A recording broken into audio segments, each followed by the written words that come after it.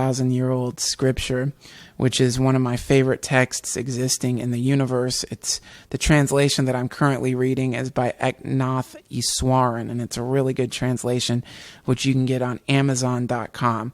And the Bhagavad Gita is a dialogue that takes place between a warrior named Arjuna and his spiritual advisor, Krishna, and it takes place on the battlefield of Kurukshetra, which means sacred truth or sacred duty, and the whole thing is a metaphor relating to the struggles that all of us face in the battlefield of life that all of us find ourselves on when we inevitably have to confront enemies that we either are afraid of getting destroyed by or afraid of destroying.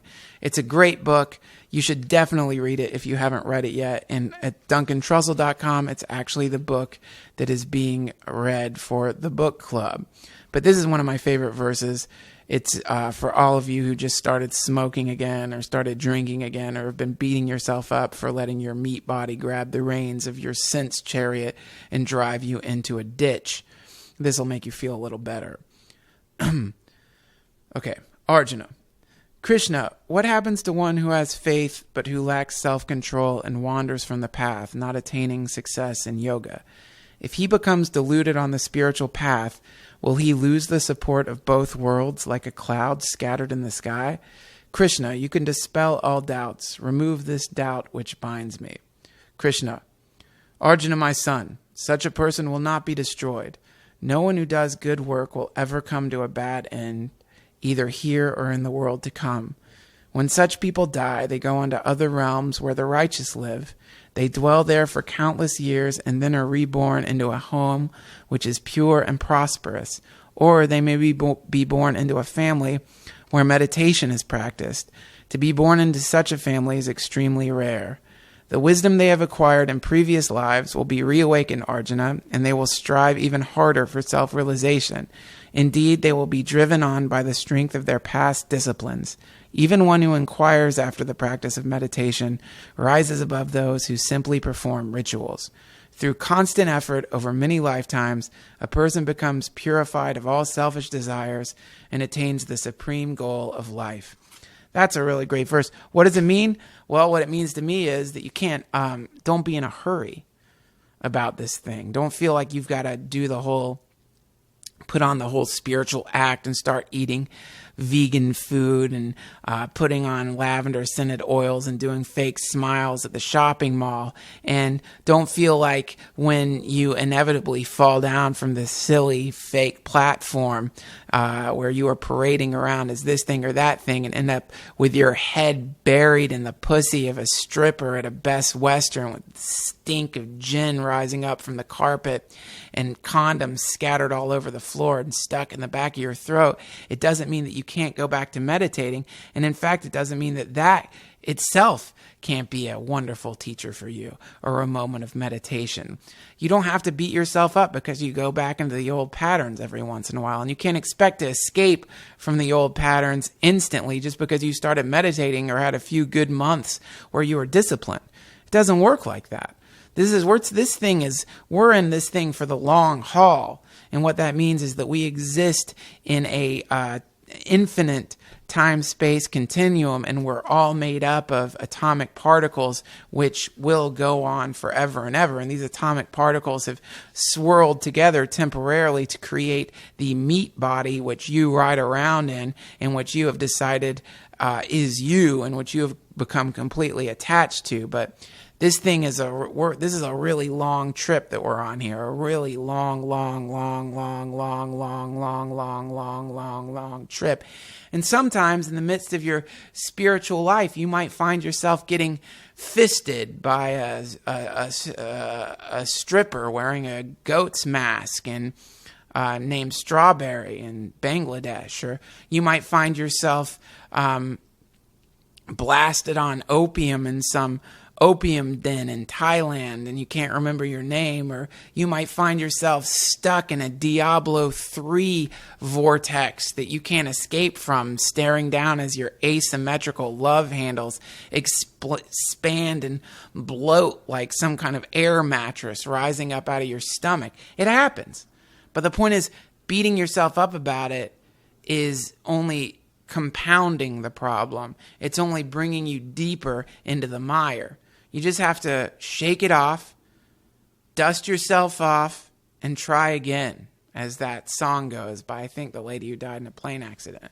You got to just do it. You got to keep just recognize you're gonna fall off the path. You're gonna end up fisting your grandmother. Or you're gonna end up snorting crystal meth off the back of a corpse in a graveyard sometimes. But it doesn't mean you can't keep meditating. It doesn't mean that you can't keep chanting. It doesn't mean that you can't keep moving forward. And I think that's what that verse says. So don't beat yourself up. Recognize the fact that everything around you is a learning opportunity, and that it's not all gurus and blasts of love coming in from the transcendent. Sometimes the teachers will appear to you in the form of enemies. Sometimes the teachers will appear to you in the form of horrible situations at work that seem insurmountable. But when you realize that these horrible situations are just masks that are being worn by the spirit of love, which fuels all things in the universe, it makes them a little easier to deal with. And so the next time you find yourself in some disgusting dive bar contemplating licking the putrid nipples of the 65-year-old crack MILF sitting next to you, don't feel completely defeated. Those putrefied nipples are actually the extrusion of God. And if you end up sucking them, well, you know what? Maybe don't do that. Don't do that. Don't suck on the MILF's nips in that old crack house. Get out of there if you can. But most other things are okay.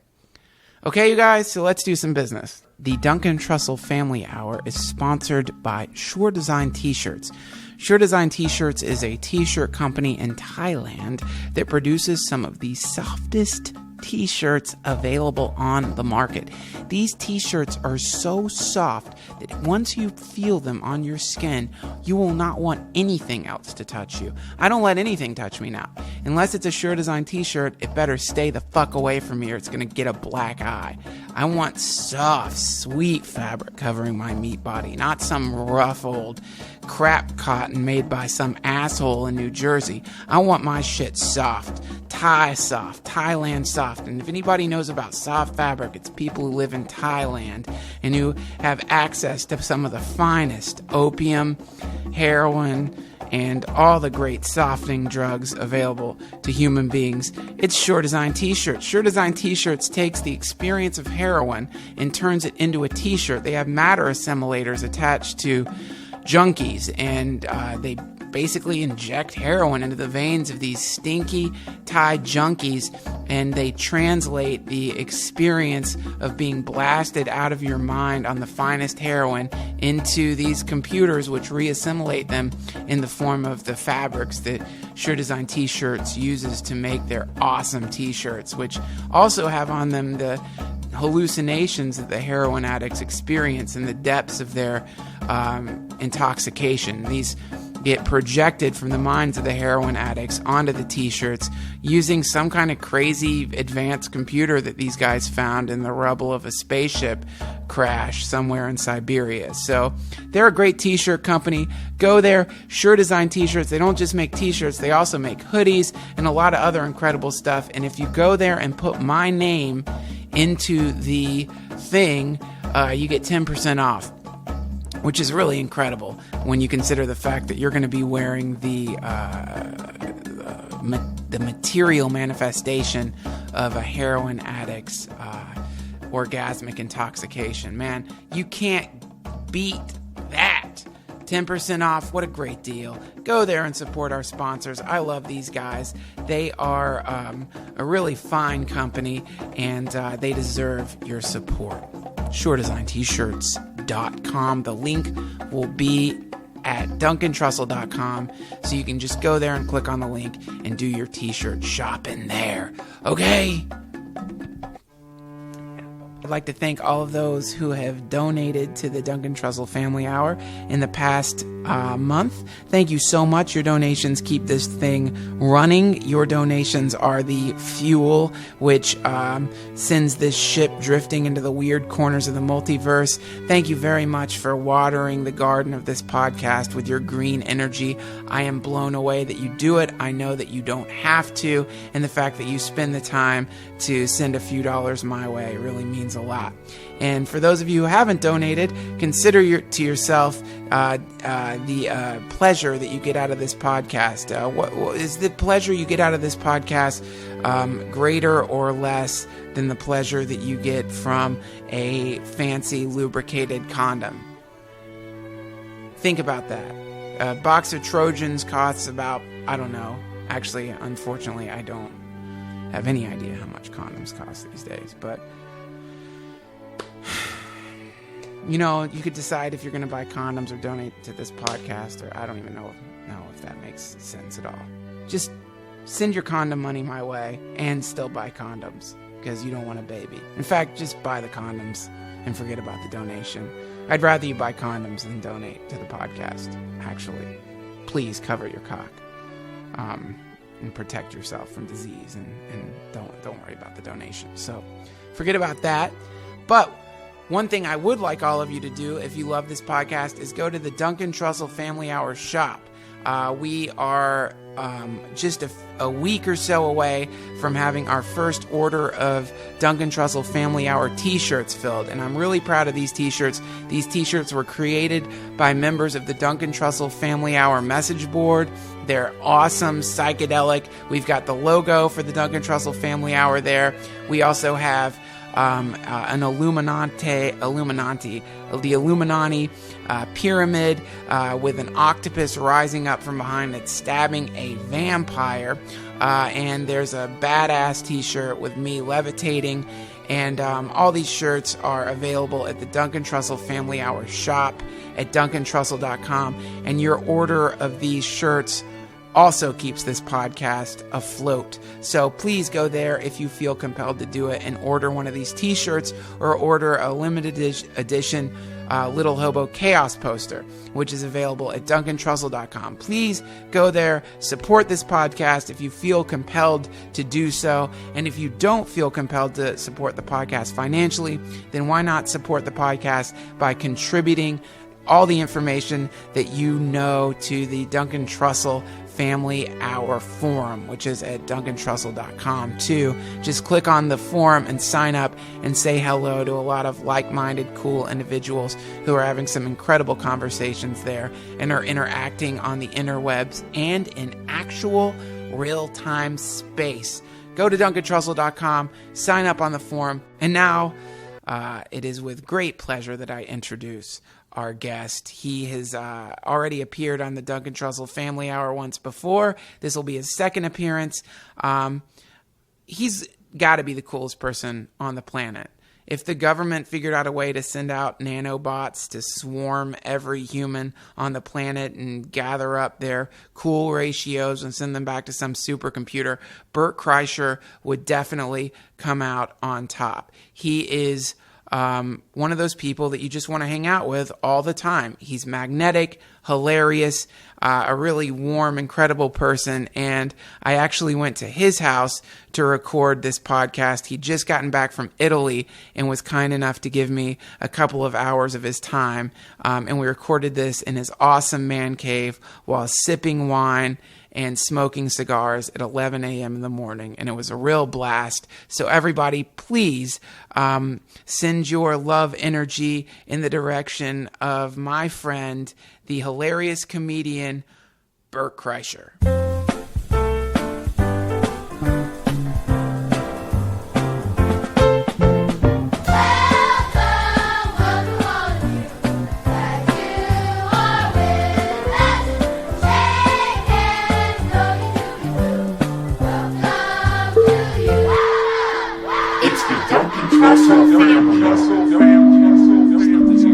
Bert Kreischer! Hi, Duncan. I am, this is really fucking cool because I am in Bert Kreischer's man cave. I drove to Bert's house. Bert has got the coolest man cave I've ever seen on the planet. It's a cabin in his backyard, which is I don't know how would you describe this? It is more room than any dude would ever need. 2 60-inch flat screen TVs. That's a TV too. The map comes up and a TV's behind that. How do you not? If I had that's the first thing I'd show to people. Oh, You've got a raising map. Where's the? Oh, I think I can do it. He's got one of these like Texas mogul millionaire hidden TVs behind a map, an antique map of the world. Can you get that thing going? Yeah, I got to figure out this. I'm not real good at the. We've got the classic old rusty saw blades on the wall with tennis rackets and metallic replica planes. But this is a beautiful space. You've got a real just sitting in front of your TV. What is that? A electronic saw? This that's me buying. Yeah, I can't get the map up. I can't figure out how to do it right now. But this thing. This is exactly how it happened. And I'm not one of those vocal people I just recently started saying, if I want something, say that I want it. Yes. So that's like the way to live your life. Like if you want it, put it out in the universe, say that's what I want, so people know that's what he wants. Right. Like Daniel Tosh always wanted a late night talk show. He used to talk about wanting a late night talk show. He hasn't gotten one, but he's got a great, very successful show, and I think people heard that and put him in that thing.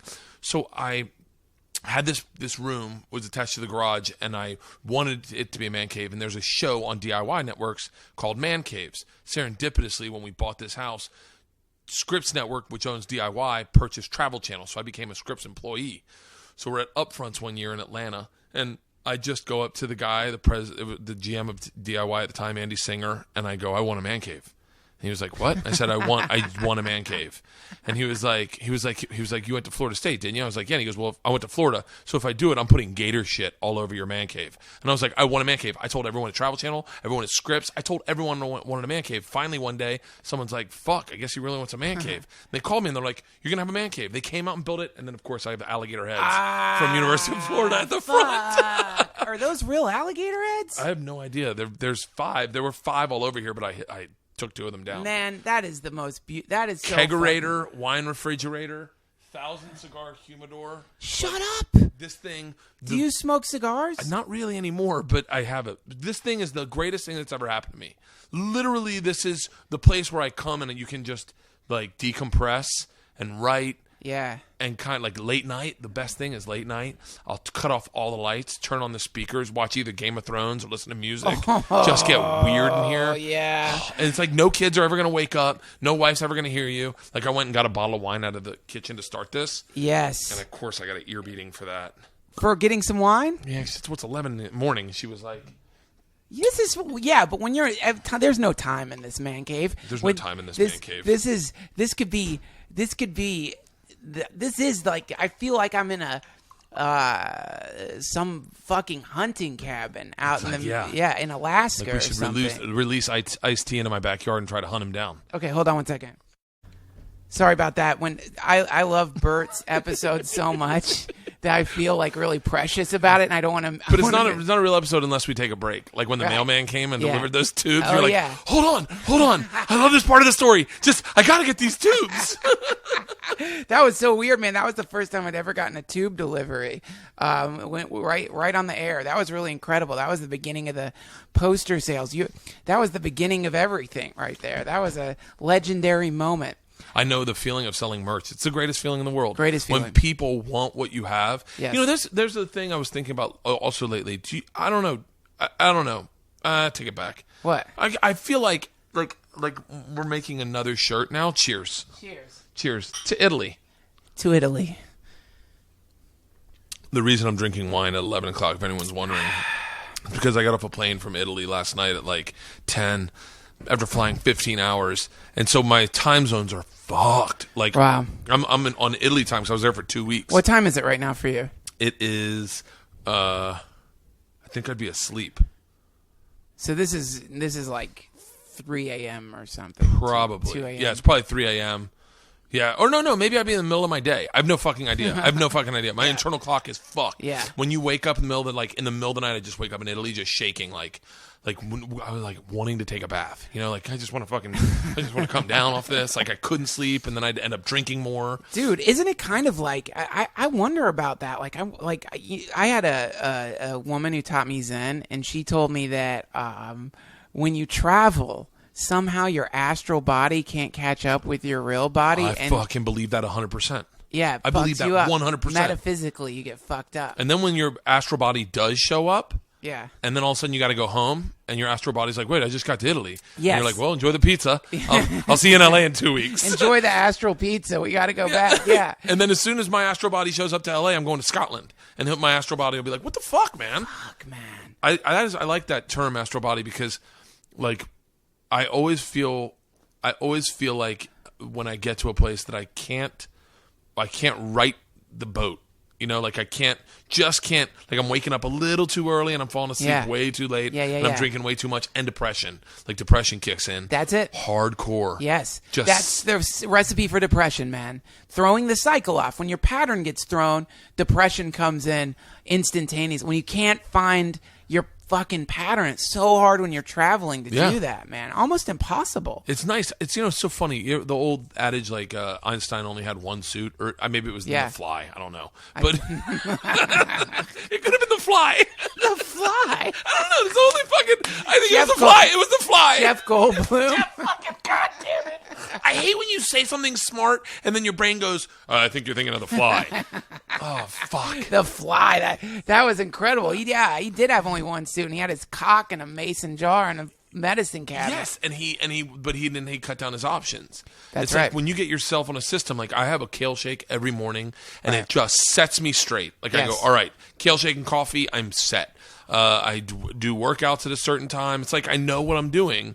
And then once you get fucking off your kilter, and I'm not home long enough this week to kind of set in, because I'm home for 2 days, and then I go to Boston for a day, and then I come back, and then I go to Scotland the next day. So it's like I just have tapped out. I'm like, fuck it, right? Wine at 11 in the afternoon. Yeah, and then I'm gonna take a nap, pick up the girls. That's a good day. Yeah. That's actually a pretty good day. You know what, man? You deserve it. You've been traveling. You've been working. You deserve to come in your man cave. And the fact that you're doing a podcast the day after you get back, that's incredible. I feel like I'm out of the game. Like, like you travel so much. It's with comedy. I feel like so much of it is immersion. Yes. If you're just showing up at the clubs and you're seeing people and you're hanging out and you're having great conversations about things. Yes. You feel like connected to the community. Yep. And then when you're gone, and you're just in Italy, and I'm not having any comedy conversations. I'm not having any conversations other than what we're shooting. And then I listen on the podcast. I listen to you and Joe's, because that was the three that I listened to. Right. And I'm just like, fuck, I'm out of the loop, man. Yeah, it is weird like that. You do get this sense of, I know what you mean. Like once you get out of that loop, it's a very weird connection that you create when you're in town. Like you get this certain rhythm happening, and you feel connected. I know what you mean. I think it's mostly illusion, though. I'm sure it's got to be mostly in your head. Like you are the heartbeat of comedy, Bert. I'm the bleeding liver. I don't fucking. But yeah. So anyway, okay. Here's what I wanted to talk to you about. Sure. This Apple fucking TV. Yes. Has revolutionized the way. I was telling you the analogy is being the caveman who was figured out if I put an axle on this wheel and put a wheel on the other side, I might be able to get my logs to the river. Yes. Like that, because if you don't have Apple TV, I'm sure everyone does, and I'm the last one to get it. But basically, you can watch anything online on your TV. Yes. Like it's a TV show. Yes. So now all of a sudden, Zulu and Hulu has become a network for me. It is the exact, if not identical, to my DVR. Yeah, man, it's incredible. I remember when I got Apple TV and realized that, I don't have to get cable. I can just buy shows I want to see on iTunes. Or just go online and just watch The Day in the Life on Hulu. Yeah. You can, is a 22-minute show that is on Hulu. No commercials, or I guess there is one commercial. But like that, I don't ever turn on TV and watch live TV. I watch DVR. Yes. So all my Game of Thrones, all of that is now in this exact same box as everything online. You know the Game of Thrones controversy? Do you know about that? No, tell it to me. Here it is. Here's the controversy from HBO, which is that Game of Thrones, for whatever reason, they didn't make it available on iTunes, I guess because it's HBO and it's subscriber-based, and you have to get on HBO On Demand to get Game of Thrones. Yeah. So Game of Thrones is the most stolen show on the internet because they don't make it easy to pay for it. And so when you don't make something easy to pay for, people just immediately download it and steal it. And HBO has been kind of like, their reaction to it's been kind of dumb and snarky, where they're like, no, we don't really need to do that. Not recognizing that by not creating a situation where people can pay for it to watch it on Apple TV, they're losing millions and millions of dollars just out of being stubborn by not redefining their game plan. It's really stupid. It's like the people that have it's like the water at the bottom of Runyon Canyon, where it's just like there's bottles of water and Snickers bars and sodas. Yeah. And it's leave money on a trust-based system. Yes. No one steals that shit. Yep. Because you're going to look like a real douche when you steal it, and you could have just left $1. You look like an asshole, and people don't want to. People, if you give them the opportunity, not everyone. There's some scumbags out there. There are, totally. But in general, people don't mind compensating people who are doing things right. And this Apple TV is. What's really exciting about it is it's bringing these issues up. It's like creating these funny situations where people are having to redefine all the old business models that have defined media, and it's fucking exciting, man. It's really cool. Well, you're cutting out. I think Louis did it too, but you're cutting out the poor decision makers. The people who fuck up projects, you're cutting them out. Yes. And you're asking them to prove their worth. Right. Because when he did his hour special and he fucking just... all those people that make money in that system are now subtracted, and it's just him making something for himself and giving it to me and everyone fucking loving it. Yeah. I mean, like, I'm not shitting on anything I'll shit on projects in the past. Nothing that I'm doing now. Yeah. So I'm very attached to this, and anything I've done with Travel Channel, they've always been really good to me. But I've done a lot of projects where you just watched a network fuck it up. And Right. you're like, and you're just like, man, you're doing it wrong. Like, Yeah. I know what's good. And all the good shit you're taking out, and you're just putting in this like weak product that you think is your brand. They establish products based on what has succeeded in the past. The reason things have succeeded in the past is because they're brand new, and people are like seeing it for the first time. That's the reason now that Apple TV is going to just take off. And I started thinking, fuck it, man. Like, I could make my own sitcom and just put it on Apple TV. You sure could. And then if it's good, people will come out and see my live shows. Yes. And that's where I'll make my money. Yeah. Well, or you can. The thing is, like, people have a lot of ideas about the way the internet works, and so I'm sure before Louis C.K. revolutionized everything by doing his comedy special and selling it himself, I'm sure there were people who probably told him, "Listen, nobody's gonna pay I for guarantee your you, Dave special." Becky sat him down and was like, "Louis," because my manager did it to me. Yeah. I was like, I have a documentary shot.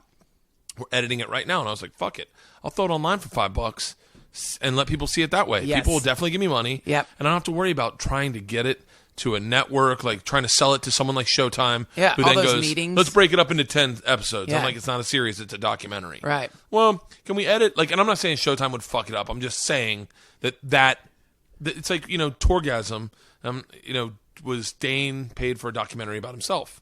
And then sold it for like $20 million. Look, $20 million. Well, you can do whatever the fuck you want with it. You can call it Bert Sucks Dick and just draw dicks into my mouth the whole time. Just pause my face and, and I'll be like, fuck, I liked it. I thought it was good. $20 million.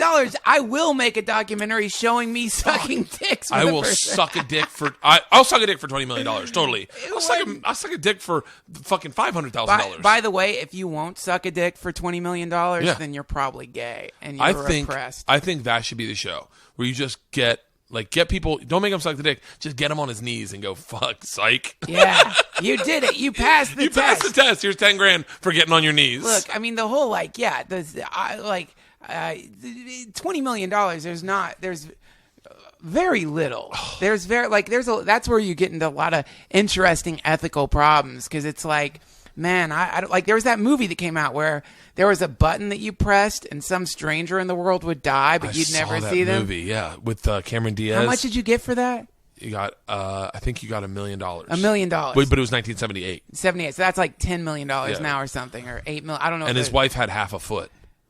Right. That's another little thing because he wanted her to jog again. So if he had the money, then he could get the procedure. He can get her an extra foot half. Fucking That's really retarded. Really lame. I want my wife to jog again. Half a foot. She's got half a foot. There's they've got. I guarantee you that was some bullshit network executive that knew a story in his past of a guy. He just wants his fingerprint on that script. So the half a foot. That's my idea. Do you know what that does to your life to have half a foot? And no one can really argue because he's in a meeting and he's like, guys, if she had, you don't know, I knew somebody. And everyone's like, fuck, God, the guy's got it hard on for half a feet. Holy shit. But yeah, I saw that. And then ultimately, because you press a button, they were going to kill you next. Right. That was the... Now, I saw a very funny parody of that where the guy's like, so you press this button and you get $1 million and a stranger dies, but you get $1 million. And right away, the guy starts pressing the button. Like, he doesn't hesitate. He's like, he starts pressing it again and again and again. They're like, wait, you don't understand. There was no ethical anything. But, it's. That would be really fun to make just parodies of movies and just taking the fucking... Just turning the premise upside down and go, oh, this is... Like, do you remember the one where the guy had a cell phone and he had to drive around in a Jeep and he couldn't lose the charge on the cell phone? Like, the whole thing was based on him finding a charger. No. The whole fucking premise of the movie was the guy couldn't let the cell phone die. Why? And he just had to go from, place to place and charge it. He just kept charging his phone? I'm sure I'm raping it. What a crackhead. What fucking horrible... What happens if it ran out of juice? I guess everyone died. I don't fucking know. I don't know. That's great. Well, man, the idea of what people will do for money in that movie with $1 million and a stranger dies, it's not that far off, because when you're working at Halliburton and you come up with an idea for a weapon and they're paying you $1 million for whatever your new bomb is, it's the exact same thing. Your strangers are going to die for your invention. You're going to financially profit from the death of people you've never fucking met. Yeah, when you invent a new form of bullet that's designed to kill people, like a hollow-tip. How come there's not like a terrorist organization that kills people who design weapons?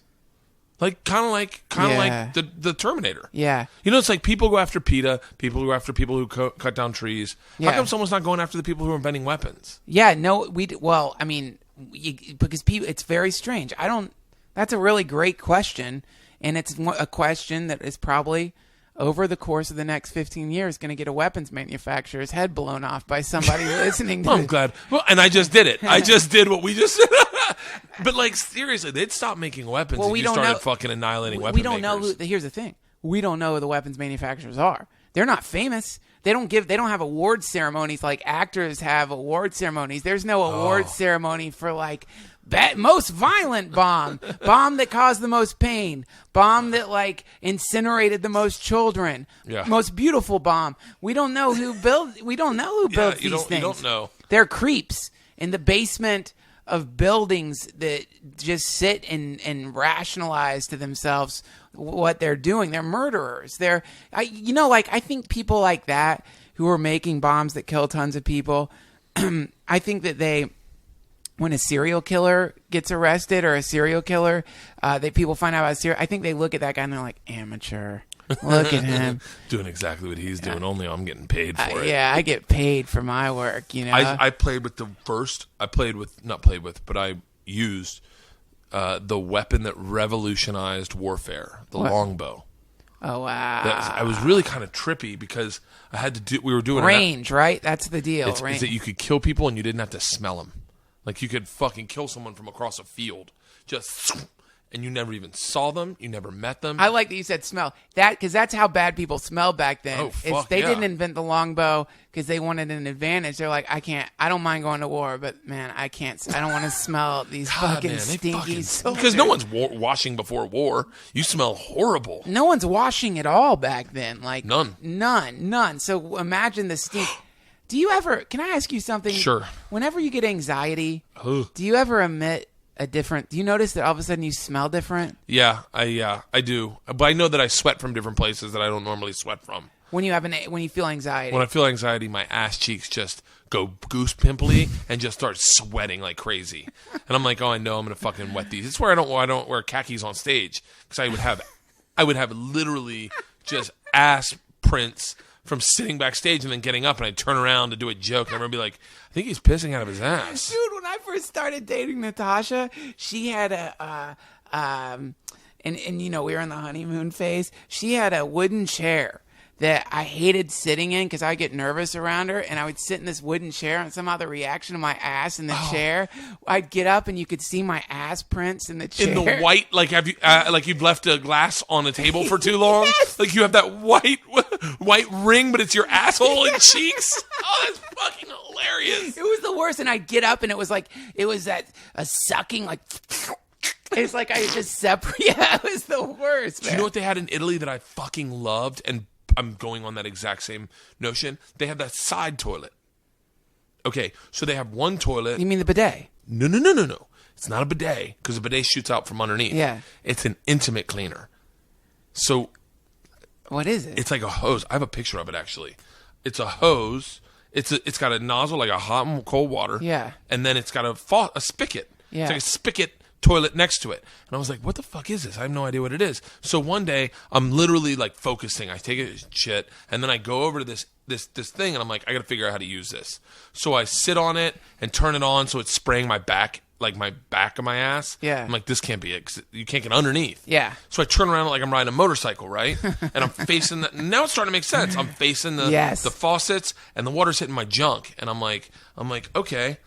And then I look up and I see a little bottle facing me in a little cup tray, and it says intimate cleanser. And I was like, that's for washing your balls. That's great. And I was like, I must have washed my balls 100 times because I was like, it's so great because you know how sometimes you want to take a shower but you don't really want to take a shower. Yes. You just want to wash your ass. Yes. And I washed the shit. I washed my balls so they were red. Like I couldn't stop doing it. But that's the best feeling, man. When you're washing your undercarriage, and you right after that feeling of being clean, just crisp. We are filthy in the United States. Oh yeah. In Italy, they see a problem and they fix the problem. They don't have road rage over there. They don't have road rage. It is the most exhausting, confusing traffic in the world. No lanes. As many cars as can go the width of the road drive. Scooters are going in between everyone. But all you'll get is an arm up. Like, come on. Like, no one gets out of their car and beats the shit out of anybody. You know why? Why? Because they all just wash their balls and they have that sparkly feeling. They're in the car. They feel clean. Yeah. In the United States, when you're in traffic, everyone's pissed because they know they're sitting on a fucking nuclear dump. Because in the United States, man, and like I've talked about this before. I'm sorry, but we think about what we do when we shit. I don't mean to get vulgar. If you guys have kids, I've got an entire class of third graders that listen to this. For you guys, fast forward. We wipe our assholes with just white paper. Yeah, and that's it. For a lot of people, that's it. Midday, you take white paper and you wipe shit, bacteria. Like if you put shit under a microscope, man, it looks like fucking a Diablo 3. It looks like a World of Warcraft dungeon with just viruses and bacteria crawling all over it. We just take some white paper, do some swipes. When we don't see it on the white paper anymore, we're like, oh, clean. We're clean. And then you go back to work. And that's it. And then you just sit with the viruses and bacteria just festering in the heat of your ass. But instead, in Italy, you can sit around fucking rocket style and wash your asshole. Yeah. It's the greatest thing I've ever done. I washed it every time. It's civilization. Oh, yeah. Steve Byrne takes a complete shower after he shits. I'm sure he's going to love for me to share that with everyone. One night, I was like, that's nothing to be ashamed of. Yeah. He goes, I was taking a shit before a show, and he goes, I don't know how you do that. And I said, what? And he goes, just sit in your shit. I go, I wipe my ass. And he goes, no. I mean, like you just took it dumb, man. Come on. Yeah. And I'm like, what do you mean? He goes, I got to take a full shower. Like, take all his clothes off and wash his whole body after he shits. To purify himself. You know, that happens in India. That's why people will like be like, don't shake left hand, the left hand of a person in India, because in India they wipe with their left. They wipe with, they have buckets of water, and they like take water and they like scrub their asshole with their hand to really clean it out. It's the exact same thing that we do in the shower. Yeah. But they do it after they shit. We do it in the shower. So when you take a shower, you will take your hand, and in some way you might use cloth. Who knows what's around. Yeah. You might use soap. Everyone's got a different way of addressing the issue. But you clean your asshole with your hands. Yeah. And then you clean your hands. That's it. We do the same thing here, but in India they do it right after they shit. And scrub it down, and then hopefully they wash their hands. Whole point is, in the West, we ignore our fucking problems. We wipe our ass the same way we go to fucking war. If we can't see it, it's not there. It's the same thing. If there's nothing on the fucking toilet paper, it's not there. Everything's fine. It's the same. We ignore it. We give our kids to a nanny, they're fine. Fine. Totally fine. Totally fine. Meanwhile, you've got some, who knows what shit that nanny's whispering in those kids' ears. Have you ever, you know about Carl Jung? You know who that is? No. He's like was a protege of Freud. He's like came up with the idea of the collective unconscious. Yeah. So his idea is like when a very young child, their spirit merges with their nanny. It's not just like the nanny's telling them stuff. It's like the depth of the nanny's psyche imprints itself on the child. So if you've got a nanny from like, you've got a fucking nanny who's, I don't know, engaged in some weird cult, or you can really some Jamaican hothead nanny. You got Jamaican hothead kids. There you go. Booyaka blood clot mama. You're gonna get a whatever. Yeah. Our fucking nannies were hot as shit. We had nannies because my wife was working and I was doing stand up. And it was like, we were poor as shit. Like, but in order for my wife worked, and that's how we got our apartment, because she was managing the property. Yeah. So we got a free apartment. So her just having that job was like security, in that I never had to worry about losing our house. Right. And so, but she didn't make that much money. What she did make went to our nanny so she could have her job, so she could have her apartment. And whatever I made came back to the family. Do you have to have kids to get a nanny?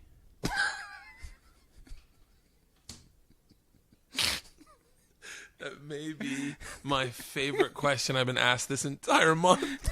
I don't think you do. I think you just get a nanny. I think you should totally get a nanny.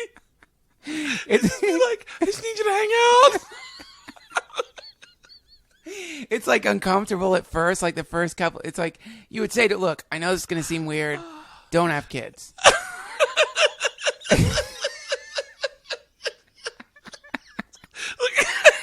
Wait, do the pitch. I want to hear the whole pitch. Listen, I've gone through all the resumes of the nannies I was interviewing, and I chose you. Oh, so now she's excited. Oh my god, we're gonna hire you. Oh, that's I'm so excited. Yep, me too. Oh, now there's a. I'm trying to think of the way to say this. Right now, she's thinking special needs. Yeah, I guess you could call this a kind of, I've got a special needs kid, in the sense that he's not here yet. Not here, non-existent. So I don't have I don't have a kid. I'm just lonely. But look, I'm willing to pay you whatever your quote is. Same thing for the kid, only now you don't have to deal with the kid. Yeah, we just hang out and fuck around. Does a nanny live with you? No. So a nanny's just there for like. Shows up from like ours would show up. God, I remember, it's been so long since we had a fucking nanny. Ours would show up usually in the mornings when my wife would go to work. Yeah. And then just hang out until my wife got home. Yeah. And sometimes I'd be there.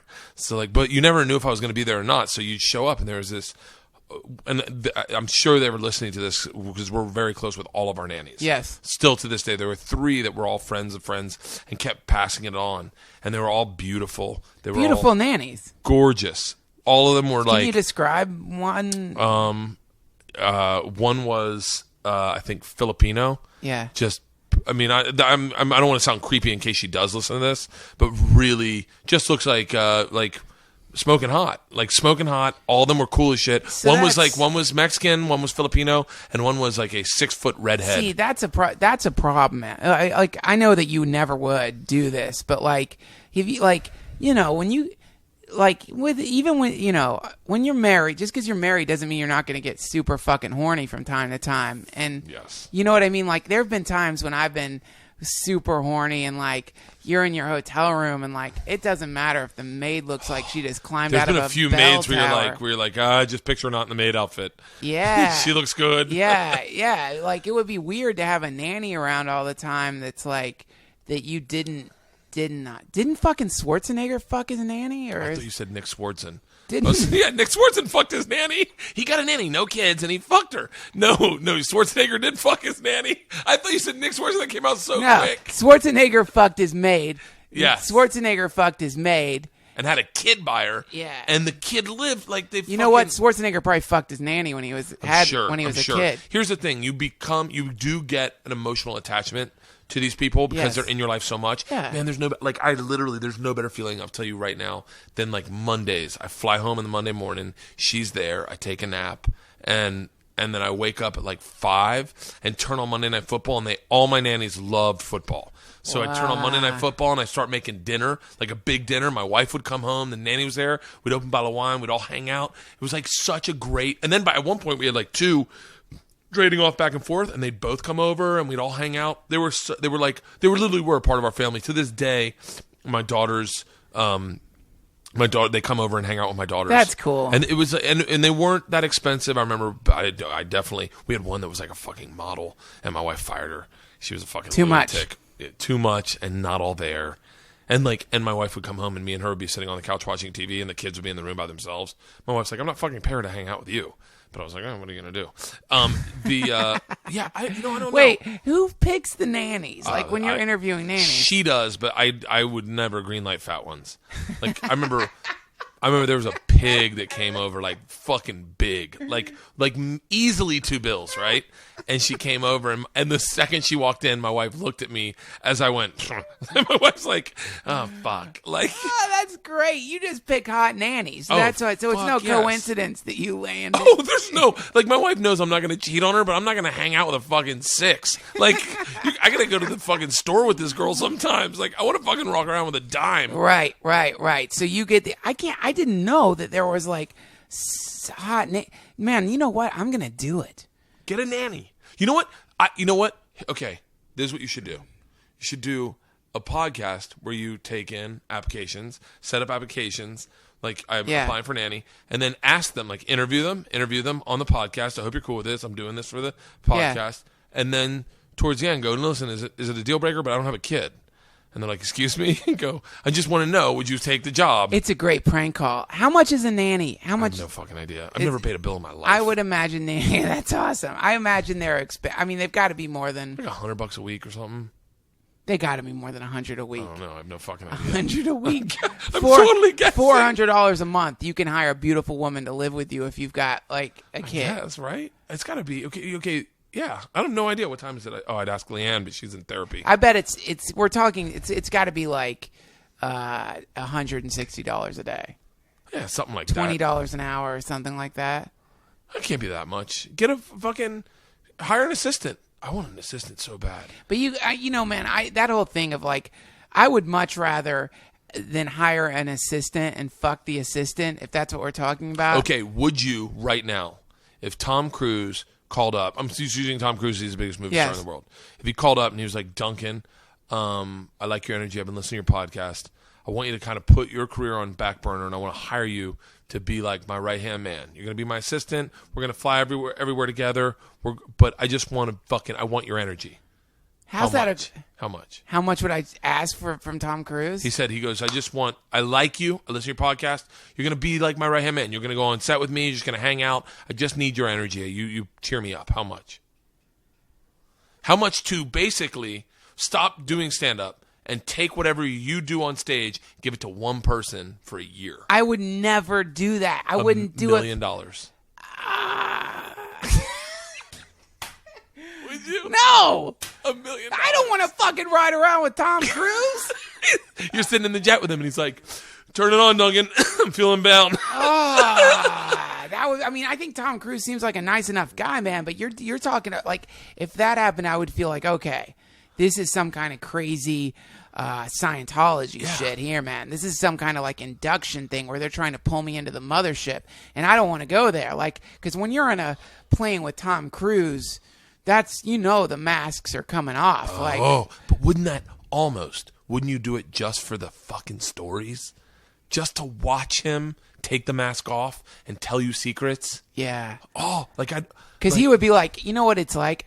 Sometimes I wonder about the Scientologists, the high-ranking Scientologists. Sometimes I wonder, maybe they stumbled on some alien technology or some shit, man. I got pitched Scientology by 2 friends of ours who are Scientologists. We bring them to dinner. This is a little bit, I'm going to sound really crazy when I say this. We bring them to dinner. They're in recovery, so we can't drink. Yeah. As a joke, I grab a gun, as a joke.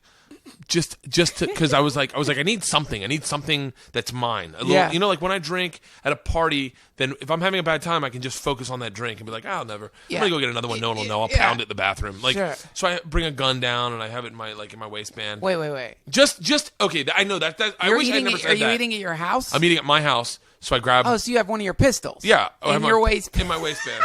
just for me, a little secret for me to know that it's there. I know it sounds really crazy, but it started when I was getting cigars and I saw it, and then I was like, well, I can't fucking drink. And then I was like, oh, this will be like a little secret. So I put a pistol in my waistband. I love you. And I was like, it's fun, man. And I swear to God, if you can do this, if you have people over your house, put a pistol in your waistband and just know that you almost feel like Donnie Brasco. Is it loaded? I didn't even check. I just put it in my waistband because I grabbed it. I'm sure it was. So I start talking, I say to them in the middle. Do you have a gun on you right now? No, I don't. It's in. I want to say this is when we had kids, but they were babies. Yeah. So it was floating around. Now we have kids. Yeah. It is unloaded. Yes. And the bullets were in place. Sure. So I jokingly say to the guy, "No, everyone's sober." So I'm like. And I'm a little aggravated by that because I can't drink. Yes. Because they're fucked up their life, so now that dictates how I got to live mine. What the fuck? That's retarded. It makes me crazy. So we're talking, and I'm like, so you guys believe in aliens? As just like a baseline. Yes. And the guy's like, well, it's a little different. My wife's like, Bert, come on, don't be a fucking asshole. And I'm like, well, no. I mean, I'm just, I'm curious. I've always wondered. Yes. Do you believe in aliens? And they're great question. And they're like, well, what religion are you? I said Catholic. And they're like, okay, can I just real base? Can I ask you some questions about yours? I go, of course. I'm an open book. Whatever, I'll answer anything. And they go, well, then I will too. They're like, do you believe in other life forms than in this universe? And I go, yes. And they go, you do? I said, yes. And they go, okay. In your religion, do you believe that Jesus was hung on a cross and put in a cave and then came up 3 days later? And I go, well, and they go, do you believe Moses actually split the sea? And I was like, well, it's euphemisms. And so you're saying that in your book, that's not really true, but you believe in it. And I was like, yeah. And they're like, but my religion, you actually believe there are other alien life forms, but you're questioning why I believe in it. And I was like, oh, motherfucker. I was like, is this how they get you? They got you. And I was like, yeah. And they're like, so I'm just saying, why would you believe in what you believe in when you admit it's not really true? Right. It's all based on faith. Yeah. When my religion, you actually believe in. Yeah. And I was like, fuck. And here's the other thing they do. There's an actor's studio that there's the Actors Gang or something. Or I'm speculating, but there's an actor studio that's set up for Scientologists. Right. They go in and they try to bring you into their religion. Yes, I know about that. They teach you acting and they bring you into their religion. I heard about that. My wife was in it. My wife's best friend was in it. And they do this thing where they assess you. Yes. They assess you every week. And they assessed my wife and her friend. And they fucking called these bitches out. They were like, you have this. You have, and it was like you were drunk and calling them on their shit. And both my wife and her friend quit. And they're like, fuck that place. And I was like, Jesus Christ, it sounds like they know what they're talking about. Wow. I was like, and then I started thinking like, fuck, all I want is something to go to bed at night and go, at least I got that. I don't have to worry about death because I got that. Right. You could fucking convince me to be a Scientologist in a fucking heartbeat. Well, I am a Scientologist. Shut up. Yeah. Shut up. No, I'm not. Oh my God. Oh my God. Oh my God. Oh my God. Oh, that was fucking good. I'm not. But I do know. Here's something fascinating about Scientology. Do you know about L. Ron Hubbard and Yes, Alice? my dad represented L. Ron Hubbard when I was a kid. Represented him in what? And they had some defamation cases of them kidnapping kids and putting them into the system or something like that. Your dad represented L. Ron Hubbard when he was... L. Ron Hubbard. Shut the fuck. So my dad was out of Tampa, and they would use ports because he never landed anywhere. So because he lived on a boat because taxis were after him. Yes. So he'd come into Clearwater. My dad would drive down to Clearwater and meet with him on the boat, and then flew out to L.A. a few times. Dude, you've got to get the files. I have no... My dad said that they were all really nice people. Like, my dad's not someone that... Yeah, but get the files. Your dad's got fucking Hubbard files. That's precious shit, man. I mean, it's 1980, so or back then. Get the files. Yeah, I got to. These are awesome. We want to see this. Do you know about L. Ron Hubbard and Aleister Crowley? Do you know about that? No. You know who Aleister Crowley is? No. Okay, so Aleister Crowley, also known as the Beast 666, was one of the most notorious masters of the occult, and he wrote countless books, and they're brilliant. He was a genius, and he was also a famous rock mountain climber. He climbed K2, and he was a mystic who is a very controversial figure, to say the least. I talk about him on this podcast probably a little too much because I'm fascinated with the guy, but interesting things about Aleister Crowley. Churchill actually hired him to fight the Nazis at one point, and so because he was so notorious as this master of the occult that Churchill knew that the Nazis were into the occult and using occult shit, and he's like, if the Nazis are using occult, we'll use the occult. Give me Crowley. And so they hired Aleister Crowley, and so the peace sign. Mm-hmm. That was invented by Aleister Crowley. He came up with that for Churchill because that represents Osiris, which was this Egyptian god. And so he came up with that symbol. And there's a lot of other shit. Shut up. Yeah, he totally infiltrated our culture, and people don't even realize how much he saturated our culture. But here's where it gets really fucking cool. So Crowley had a lot of very interesting disciples, and one of his disciples was this rocket scientist by the name of Jack Parsons, who is one of the most famous rocket scientists, who came up with, I think he invented something to do with solid state fuel. There's a crater on the moon named after him, the Parsons crater, and Parsons was a devout follower of Crowley, and he would, before he did his rocket tests, he would say prayers to Thelema, which is the energy that Crowley was into and talked about. And it's a very deep and complex religion that Crowley was coming up with. But Parsons, Crowley was 100% against monogamy. And any of his followers, he would say, you can't be in a monogamous relationship. It's the most ridiculous. He's awesome. He's like, it's the most ridiculous imposition. You can't do it. So Parsons was married at the time and living with his wife and his wife's sister. And his wife went out of town, and his sister started wearing his wife's clothes, or his wife's sister started wearing his wife's clothes, and he started fucking his wife's sister. And anyway, guess who else they were hanging out with there? L. Ron Hubbard. L. Ron fucking Hubbard. And L. Ron Hubbard was also a disciple of Crowley. And L. Ron Hubbard, basically the idea is that a lot of the shit that's in Scientology, and a lot of the stuff that you see in Scientology, a lot of the ideas of Scientology were Crowley's philosophy that Hubbard stole and transformed into his own religion, which Dianetics. There you go, dude. And so that's the fucking connection, man. One of the biggest new religions in the world is basically, according to many people, I don't know if it's true, is a reformulation of Crowley's philosophy, which he got from the Sufis and from having visions out in the desert. Shut up. So look at that. Isn't that fucking nuts? Think about that shit, man. That's crazy. Isn't that crazy? And your fucking dad worked with Hubbard. Knew the guy. Your dad's connected to fucking Crowley. He knew it. Shit, that's cool. We were this close to being Scientologists, and I'd probably be so fucking famous right now. That's the only reason I'd ever be a Scientologist. I'd be the worst. I'd be like, when do we get famous, guys? Look, man, here's the thing. Crowley was a proponent of the idea that there are extra-dimensional entities that you can make contact with that will give you information that you can use for your own purpose to fulfill your will or whatever it is that you want. Okay. Hubbard, apparently in Scientology, they talk about these like, I think they call them, what's the name of them? They say that we're all covered with these fucking things. You know what I'm talking about? They're called, what the fuck? I did a little research. I don't remember They're called like tachyons or something. There's some name of it. Yeah. Oh, fuck. What are they fucking called? You know what I'm saying? They're like, we're covered with like a, kind of like a swarm of these like entities that control us. They're called, there's like dust. Sensors or I fucking forget. Signifiers or something. They're called fucking But anyway, yeah. So it's like they're like, what if like Hubbard didn't just rip off like some philosophy that Crowley had, but what if Hubbard made contact? I do feel like. Do you ever? Okay, I feel like there's things I can't explain, like genuinely. Right. Like, I don't know where. Do you ever say something? I can only incorporate it to funny. Did you ever say something so funny and you don't know where you thought of it and it just came out? Yes. And you're like, where the fuck did that come from? Yeah.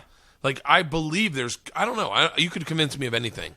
That's why I don't go to I wouldn't go to a Scientologist meeting because I guarantee you they'd have me in a heartbeat. I'd be like, fucking makes sense, man. Makes sense. Yeah, that's the problem.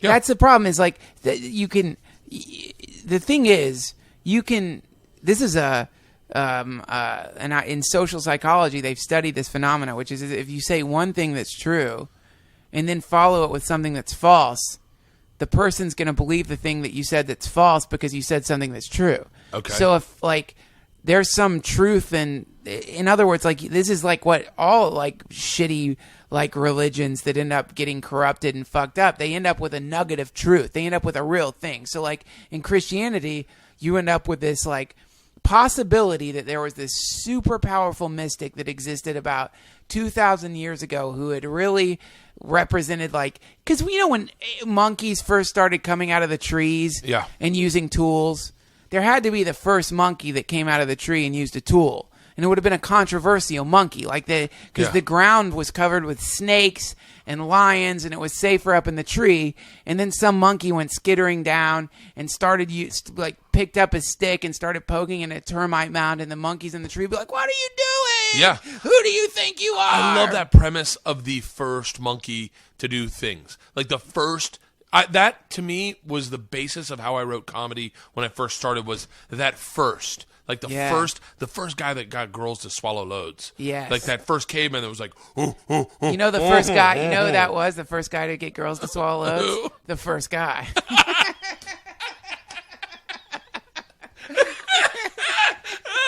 Oh my god, I'm gonna fucking pass out. Oh, that was the first guy. Before that, there were cavemen. Then there was a guy. That was like the first. That happened first. But man, yeah, the first. That was the first guy. All of a sudden, his back erected, like. So she just didn't know. It's like when you open up a bottle that's been shaken up and it sprays. Like you didn't. Yeah. They probably just didn't know that that's one of the facets of the. Oh my god! But the first monkey that came out of the tree and started using tools would have seemed to the other monkeys to be magic. In the same way we talk about Jesus, he walked on water and healed the sick. And to us it seemed, now we're like, no one could do that. That's ridiculous. But in the Bible, Jesus says anyone can do this. That's one of the things he keeps saying is like, anyone could do this shit. Yeah. You could do this. So it's almost like he had a cheat code.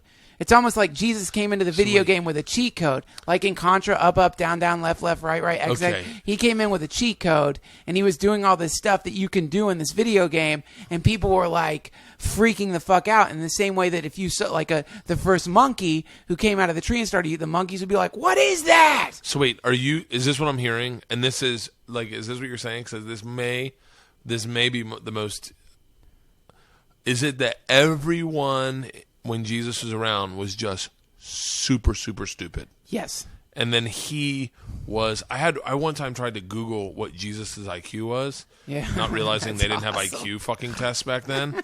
So basically, that makes the Bible so funny. Yeah, how the fuck does it was 182.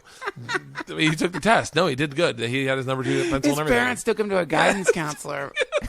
I think he should be the Messiah. After his He's first really miracle. smart. Your kid's got a Messiah style IQ. So wait, that makes the Bible so much funnier. Is if everyone is just fucking really stupid. Well, you want to hear something really crazy, man? Yeah. And this is a controversial thing to say, but I actually looked it up on the internet, and this I'm going to say this. I don't want anyone to get